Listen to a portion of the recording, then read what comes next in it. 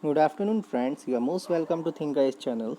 Today we are discussing the social anthropology of IGNU MAN 001. Our subject is economic and political organization, and our topic is state and stateless societies, political institutions. What is the content? First, we will see the introduction part, then, we will see state and stateless societies and contribution of anthropology, where there are two case studies, case study 1 and 2, and another part is political unit, another is kinship and power, in which we will see the segmentary lineage system, and then we will see the political system among the Indian tribes, in which we will see the Juang, Hilkharias, Kond, and political organization in other tribal inhabited region. And in the last, we will see the summary, references, suggested reading, and sample questions.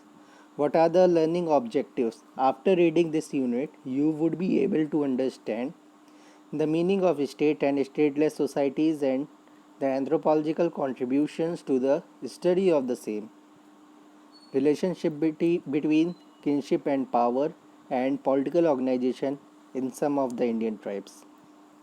Now, let's start introduction part. In anthropology, we have studied about social system and its subsystems such as political organization, economic organization, religious organizations, etc. In this unit, we will focus on political systems. We must understand that political institutions are not isolated components, but they are part and parcel of society and social systems, and are interconnected with other subsystems in a society. Thus, in any social system, the economic system, the political system, or the kinship system, and the ritual life are all interconnected. While the study of political system seems more concerned to the political science, anthropologists too have studied political system of both state and stateless societies. Anthropologists are interested in studying political institutions and the underlying principles on which these institutions act upon. In anthropology, inductive and comparative approaches are used in studying political institutions and explaining the uniformities found among them, and to interpret their interdependence with other features of the social organizations. Forts and Evans Pritchard, 1940. Since long, anthropologists like Forts and Ivan Pritchard and Mary Shepardon, Manny Shepardon have emphasized that both state and stateless political systems are a part of social structure through which political action takes place. Saud al, 1974, has noted that social anthropologists are gradually more interested in the studying the political aspects of contemporary times and intensive analysis of local political behavior and processes. Thus, the interest in studying political pattern, behavior, and processes is gradually expanded with wider attention in both simple and complex societies. However, in this unit, we are going to emphasize the political system in simple societies, be it state or stateless societies. Now we will discuss the state and stateless societies and contribution of the anthropology. Anthropology has noteworthy contribution to the study of traditional societies, the tribes or peasant communities. The ethnographic contributions of the anthropologist have helped us understanding different aspects of social and cultural life and political system of these communities. Studies of tribes in India, Africa, or in Australia have recorded the fact that every society has definite norms, values, and recognized rules of conduct. Individuals violating such norms or values or breaching rules of conduct are punished or subjected to various sanctions within a locally defined community. an individual come who commit some act which goes against the norms of the community invites punishment by recognized coercive authority. Political community, whether or not it is organized in the form of a state, has its own territory. Mayor 1962. Protection of defined territory and its individuals, organizing social activities like rituals and religious activities, and organizing economic activities entail organized authority. The authority decides over the level of punishment for each defied activities which goes against the societal norms or values. Every society has certain authority, whether centralized, decentralized, or lack of centralized authority. Lucy Meyer makes the useful remark that there is no society where rules are automatically obeyed. There is no society where rules are automatically obeyed. Anthropologists like Gluckman and others have tried to show that in all primitive societies, ranging from small bands of hunters or fishermen to kingdoms, there exists some basic mechanism of social control which regulates the affairs of the tribe and resolves conflict arising among its component groups. That is Eisen Stead, EISEN STADT, 1959. The general assumption is that most of these social control mechanisms are in one way or another common to all types of traditional or pre-literate societies, whether segmentary, centralized, or some other EBID. According to Foots and Evans Pritchard 1940, the societies which have centralized authority, administrative machinery, and judicial institutions were labeled as primitive states. Some groups like the Zulu, and Nagwatu, NGWATO, and BEMBA,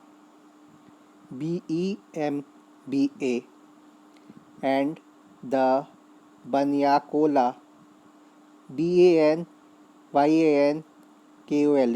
Banyan Kole, and KEDE are regarded as primitive states. Some groups like Zulu, Nagwatu, Bemba, Banyankole, and the Kede are regarded as primitive states. They observed sharp differences in the distribution of wealth, status, and privileges corresponding to the distribution of power and authority in all primitive states. Stateless societies, on the other hand, had no great distinctions between the rank, status, or wealth of the members. Haskell Fane 1972. Haskell Fane 1972. But they may not be egalitarian societies. Forts and Ivan Pritchard 1940 have defined that the societies which lack centralized authority, administrative machinery, and constituted judicial institutions, in short, which lack government and in which there are no sharp division of rank, status, or wealth, are called stateless societies. They are the Logoli, the Talensi, and the Nuer in Africa. Examples of such tribes in India are the some Andaman Islander tribes, namely Jarwa, Santalese, etc. Some other hunters and gatherer groups where there is no centralized political systems can be included in the stateless societies. Historically speaking, many other tribes in India were stateless societies, but the evolution of political system from stateless to state has taken place subsequently. Like state, in the stateless societies, the political activities are supported by the group behavior. In stateless societies, the community members leader the community members select the leaders who possesses dominant characters with strong personalities, well built physical feature, and maybe with possession of wealth. In stateless societies, the community members select the leader who possesses dominant characters with strong personalities, build well built physical feature, and maybe with possession of wealth. In the study of the newer NUER, Ivan Pritchard had has reported the behavior of the leopard skin chief, LEOPARD, leopard skin chief, who is dominant character selected from outside the clan group. In the study of newer, Ivan Pritchard has reported the behavior of the leopard skin chief, who is a dominant character selected from outside the clan group. However, this clan is not necessarily a dominant clan. He stands outside the lineage and tribal system.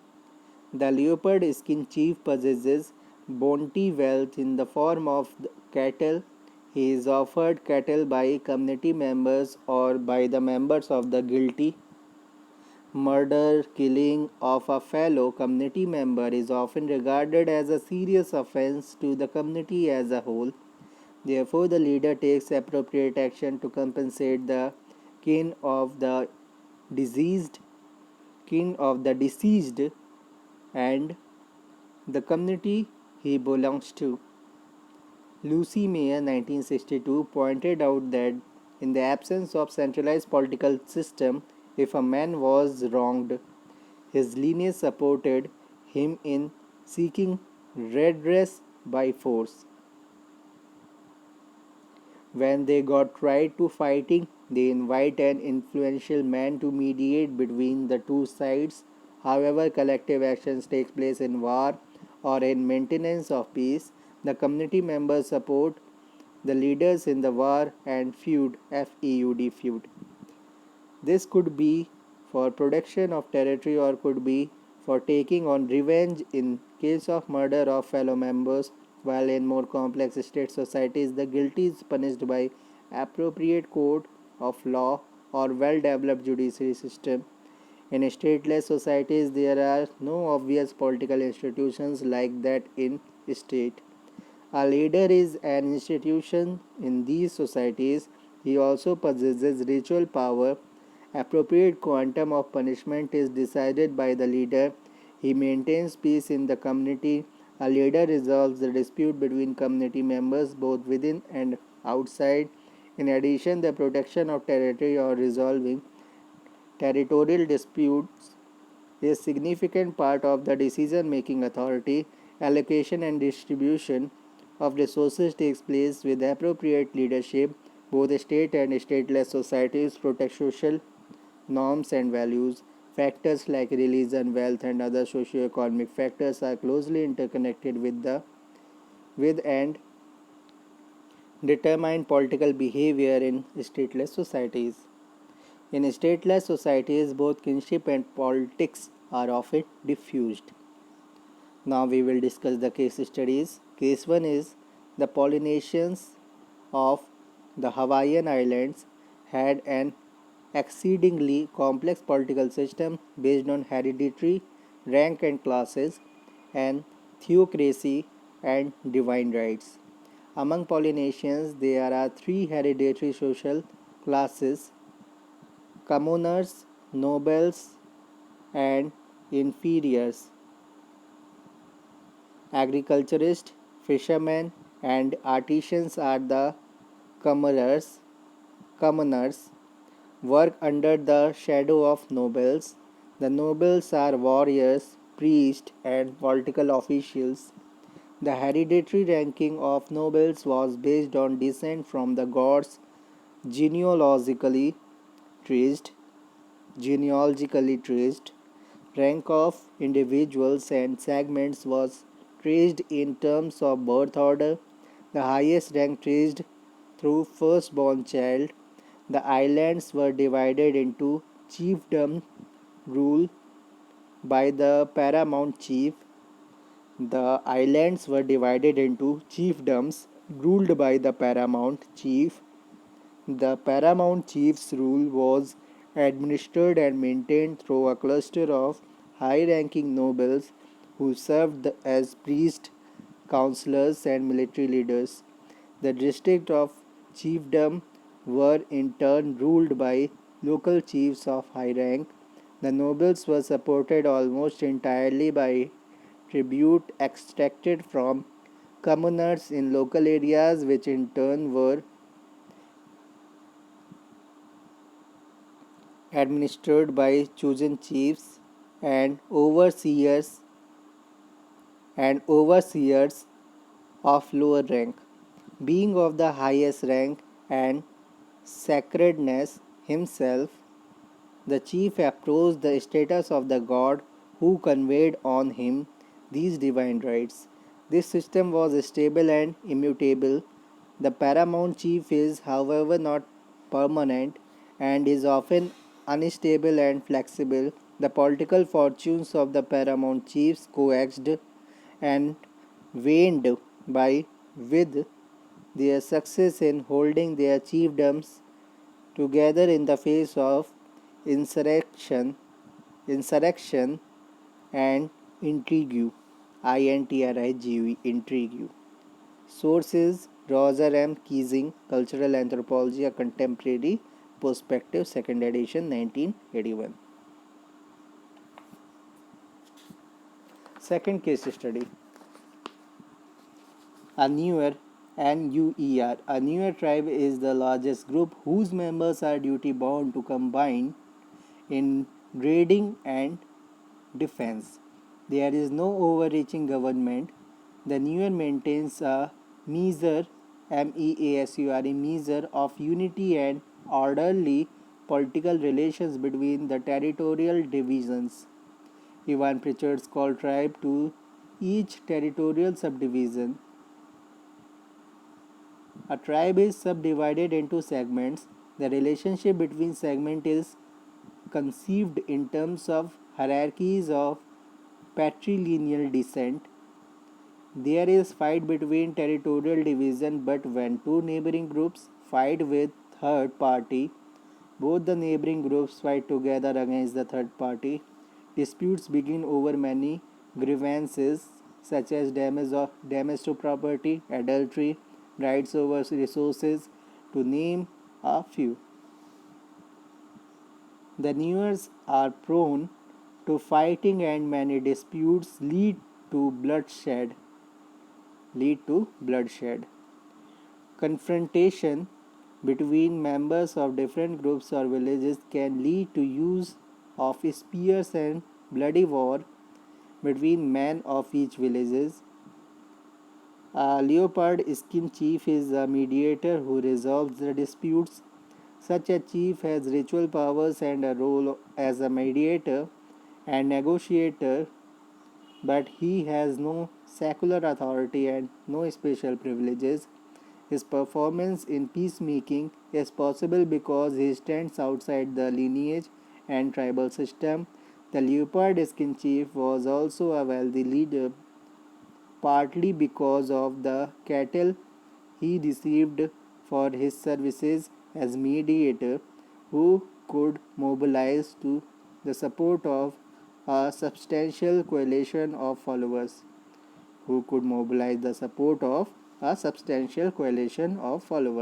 Sources: Roger M. Keesing, Cultural Anthropology, A Contemporary Perspective, 2nd edition, 1981, CBS College Publishing, New York.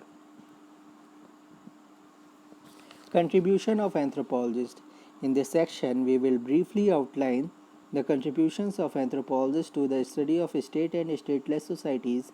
The contribution of anthropology to political thought has emerged from its apprehensions with stateless societies. The growing interest in political anthropology has been observed in the early writings in the primitive state and stateless societies by M. Forts and Ivan Pritchard, 1940, J. Middleton and David Tate, 1958, David Easton, 1959, L. Mayer, 1962, M. L. Pullman, 1969, Ballandier, 1967, and recent studies by J. Vincent 1990 and E. Wolf 2001, amongst others. The series of works by Hazel and Karl Marx and their argument on state have also contributed substantially to the study in political anthropology. Mere Fords and E. Evans Pritchard are perhaps the first anthropologists who have classified the political systems of African communities as state and stateless societies. The study of African political system by Mayer Forts and Evans Pritchard 1940 is a monumental piece, monumental piece to theoretical contribution in political anthropology. In the beginning of the essay, the authors have propounded that in any in any social system, you will find the political institutions, the kinship organizations, the economic institutions, and the ritual life, which are interlinked and interdependent. One institution influences other. Both Fords and Ivan Pritchard's 1940 have emphasized that the definition of political in anthropology has to be marked off clearly. The political institution, with its true meanings, should be established to make it distinct from other features of social system. Thus, thus the foundation to the theoretical contribution in political anthropology was observed in their writing, which was gradually facilitated the emergence of a separate discipline of political anthropology. C. Parson 1963 pointed out the African political systems. Fords and Pritchard have clearly defined the type of social structure through which political actions take place and revealed the distinctions of political behavior, whether state or stateless society, kin based, segmentary, and state societies. However, some anthropologists like David Easton and Ballandier have raised the concern with uncertainties of political anthropology, which they believed had not marked off differently from other areas in anthropology or uncertainties found with definitions of state. For example, Ballandier 1967 and 1970 in his book Political Anthropology has pointed out that definitions of state or political institutions are usually too wide and consequently non-specific. Page 1974 supported the argument of anthropologists about understanding relationship between systems of kingship and forms of political organizations. He further emphasized that the organization of kingship and the organization of the polity are closely integrated in stateless societies. Kinship roles frequently determine patterns of group interest and solidarity and lines of political cleavage and conflict. He derived the Gluckman 1965. He derived the Gluckman's argument that the maintenance of political order in stateless societies depends on a network of cross-cutting kinship ties.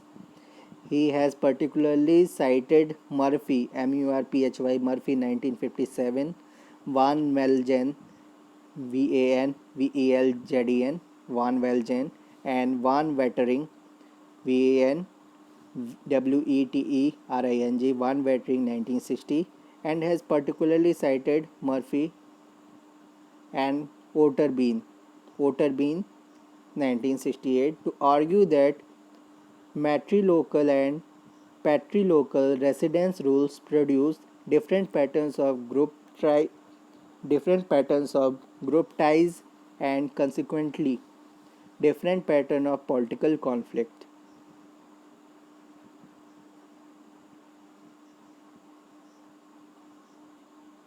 It has been assumed that both matrilineal and patrilineal descent rules should have similar effects on intergroup conflicts. Swanson's original findings that Patrilineal descent correlates with factional politics,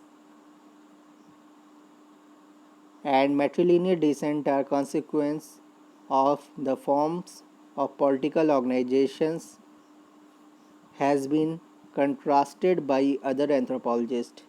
Page has, however, concluded that association between rules of descent and the organization of the polity was a special case of a more general principle underlying pattern of group conflict and cleavage in all political systems.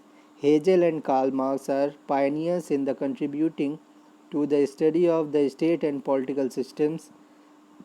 Their thoughts still found to be very relevant and contemporary to the studies in political anthropology. Hegel starts from describing the state and makes man the subjective aspect of the state. He believed democracy starts from man and makes the state into objectified man.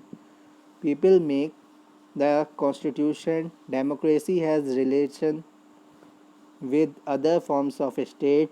Democracy is the essence of all constitutions of the state and is considered to be Old Testament in relation to the other political forms. Socialized man is a particular constitution of the state. All that exist, law, constitution, democracy, and other political forms are for the benefits of man, but it is not that man is there for benefit of law or other political forms. Law has a human existence, and in other political forms, man has only a legal existence. That is the fundamental character of democracy. McLennan, McLellan, McLellan, 1971. For Karl Marx, state in many ways is a most characteristic institution of man's alienated condition. For Karl Marx, state in many ways is a most characteristic institution of man's alienated condition. State is a negation of man, similar to religion, law, and morality, and equally based on the particular mode of production. Meanwhile, he also talked about positive elements of the state. The early work of Feuerbach, Feuerbach, critique of Hegel's philosophy and his own experience as editor of the Rheinische Zeitung, RHENEINISCHE,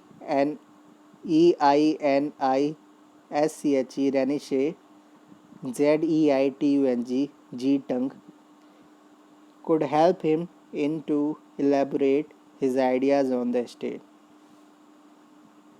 The early work of Feuerbach, critique of Hegel's philosophy and his own experience as editor of Rheinische Zeitung could help him in to elaborate his ideas on the state. He narrated his ideas in the manuscript as a critique of Hegel's political philosophy. Marx provides an idealistic form of governance where the state and civil society are not separate but directly corresponded to the essence of the socialized man. He called this true democracy. In the democracy, the constitution, the law, and the state itself are only a self-determination of the people and a particular content of them insofar as it is a political constitution.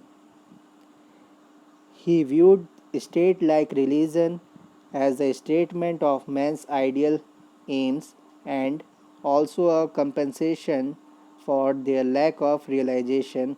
McLellan, 1971. He differentiated between state and polity. He pointed out that the more political the state is, and the more it constitutes separate sphere, the more incapable it is to solve the society's problem. While in early writings, Marx emphasized on gap between the state and society, in latter part he focused on analysis of the function of the state in society.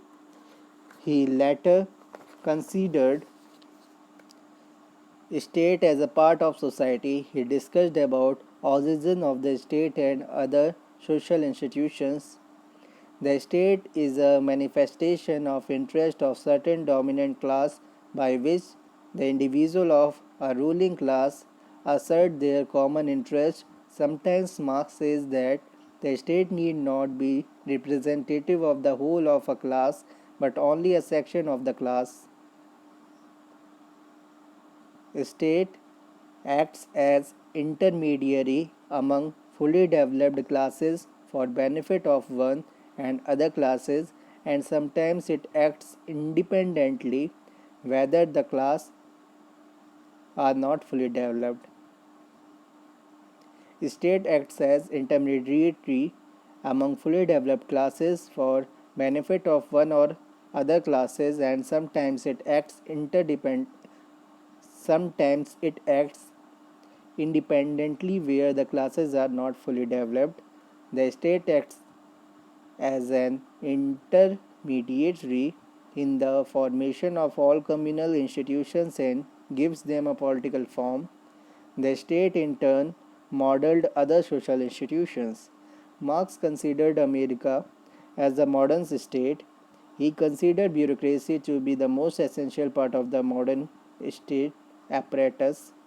His manuscript, Critique of Hegel's Philosophy of the State in 1843, with a special focus on Prussia, described how the bureaucracy had eventually become a caste which claimed to possess, through higher education, the monopoly of the interpretation of the state's interest.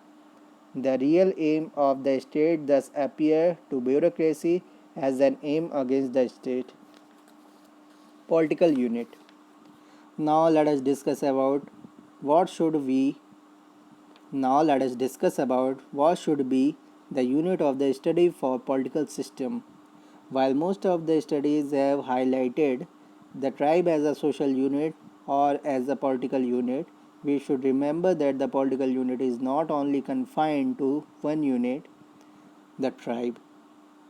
It could be a horde or clan as well. In seeking to define the political system as suggested by Radcliffe Brown, we have to look for the territorial community which is united by the rule of law. Thus, it could be a tribe, a local community, or local horde or clan. Thus, it could be a tribe, a local horde or clan. Middleton and Tate, 1958, have noted that the basic unit of the political system is also a joint or extended family based on a 3 or 4 generation lineage. Its component families are generally the productive and consuming units, but the joint family is the largest purely domestic unit and is under the domestic authority of head a single head, who may also represent it as a corporate unit in political and ritual situations. The units are distinct in case of defined political systems such as a state.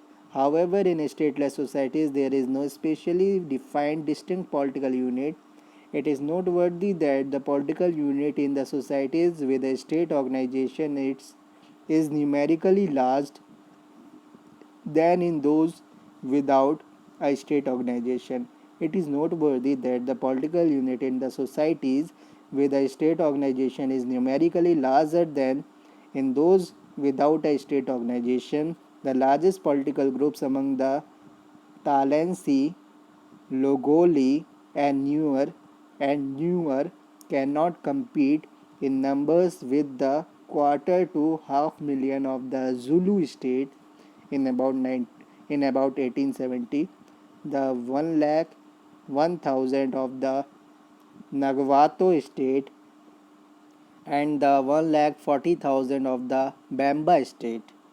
But it is suggested that a stateless political unit need not to very small, but it is probably true that there is a limit to the size of population that can hold together without some kind of centralized government.